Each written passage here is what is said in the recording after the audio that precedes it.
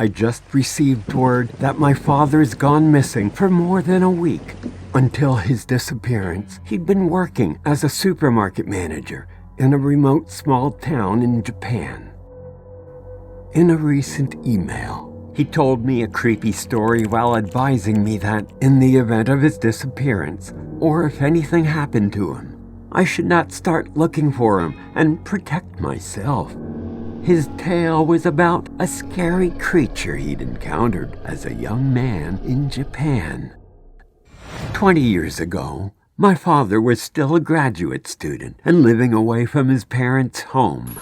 In order to make ends meet, he used to work part-time at a local supermarket. Because the rental price of the studio he was living in was quite high, he decided to move to a cheaper room located in a quiet part of town. Sometimes my father would work rather late, and one evening, a little past 11 o'clock at night, he left the store, absolutely famished, and decided to look for a place to eat before going home, where he knew his fridge and cupboard were empty.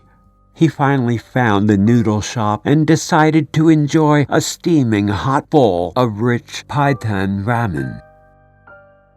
As he looked around the stall, he was surprised to see that it was devoid of any customer. Were the noodles that bad? After all, it wasn't that late. The owner was sternly standing behind the counter, his face covered by a mask and glasses, and a flat hat on the top of his head. At first, my father thought what an eccentric man he was, unless he had some kind of a deformity on his face and hides it so as not to frighten the customers away. My father was ravenous and excitedly ordered a bowl of paitan ramen with all the trimmings. After a short while, the owner stepped from behind the counter with a piping hot bowl of incredibly delicious noodles. How could this simple, nondescript noodle shop in this secluded neighborhood offer such delicacies? Greedily and happily slurping his noodles, my father thought how lucky he'd been to find this absolute culinary gem, and was all the more surprised to be the only diner. Suddenly, the shopkeeper pulled a sign down saying closed, right in front of my father, without uttering a single word. He then rushed behind the counter and began cleaning up the dishes, pans, and other likes. My father saw that and finished up his meal quickly before paying and thanking him. The owner accepted the money without saying anything. The following days, every night after work, my famished father would stop by to satisfy his hunger with the different varieties of delicious ramen available. Each time, the owner would wear the same kitchen whites, the same face mask, and the same hat. He would not utter a single word, remained expressionless, and would stare at my father eating until he would pull down his closed sign and accept his money without a nod or even a thank you. In fact, my father had many times hoped to strike up conversation since there were no other customers to accommodate, but to no avail. One evening, my father thought of going with friends for dinner after work. He invited his best friend from work to come over to the shop to eat the delicious noodles. Both excitedly walked up the alley in anticipation of the delightful meal. But when they arrived, the noodle stall was nowhere to be found. Where and why had it disappeared? My father scratched his head in confusion and embarrassment. Why is it that the stall is open every day except when he comes with friends? My father looked around and didn't know what to say. But his friend took no umbrage nor offense and suggested that they come back another time. However, my father felt bad about this awkward event. He soon noticed that every time he'd go alone, the noodle truck was there open, whereas when he'd go with his friend, the stall would be closed or absent.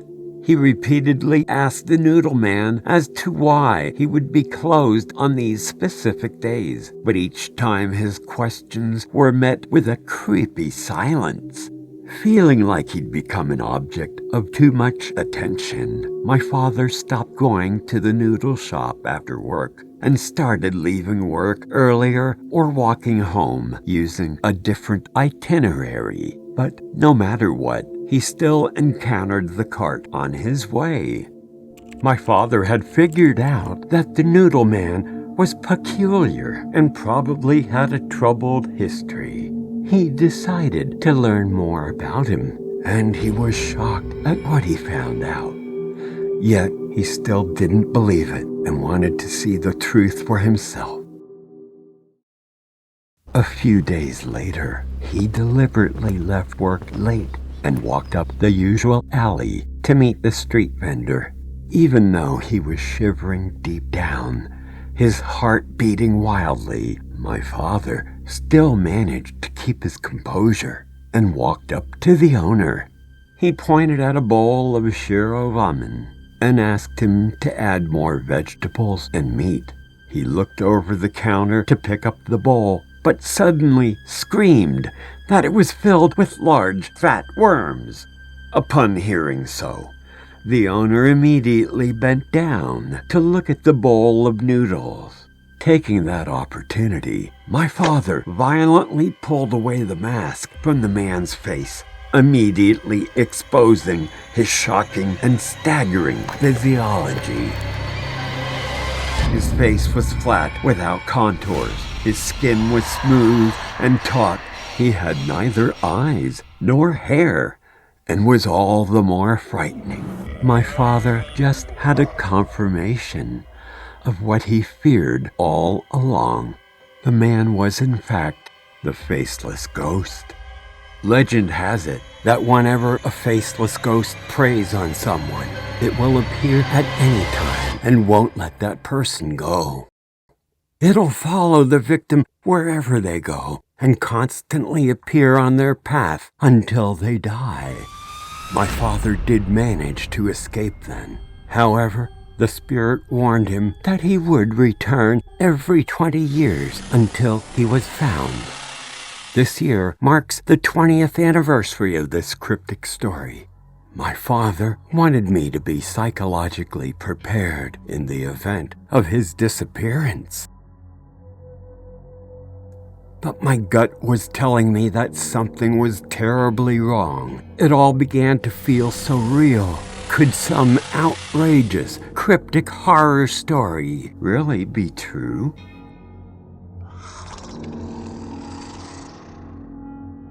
It's been a week now, and I feel that I have to do something quickly. I flew to Japan searching for my father. Upon arriving at the address I was given, I knocked on the door, but no one immediately answered. Then I banged harder on the door. I could hear the sound of my father's warm voice greeting me. His voice grew louder as he neared the door, but oddly, no other sounds could be heard, not even the sound of his footsteps. After a minute or two, the old wooden door began to slowly open with the squeaking sound of the hinges. Then, upon entering, I began looking around. None of the lights or electrical appliances seemed to work. The only light I had was coming from the dim light of a flickering candle burning at the far end of the hallway. Then I saw a pile of my father's clothes in a heap on the floor in a dark corner, as though he'd just stepped out of them and completely vanished right where he was standing. All that remained was a straw hat next to his clothes and a battery-powered cassette player with my father's voice. It must have been programmed to turn on automatically from the vibration of my pounding on the door.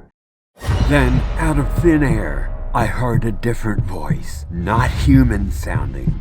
I felt the presence of some spirit, evil creature who began saying in a demonic voice, You should not have come here. Welcome to your nightmare.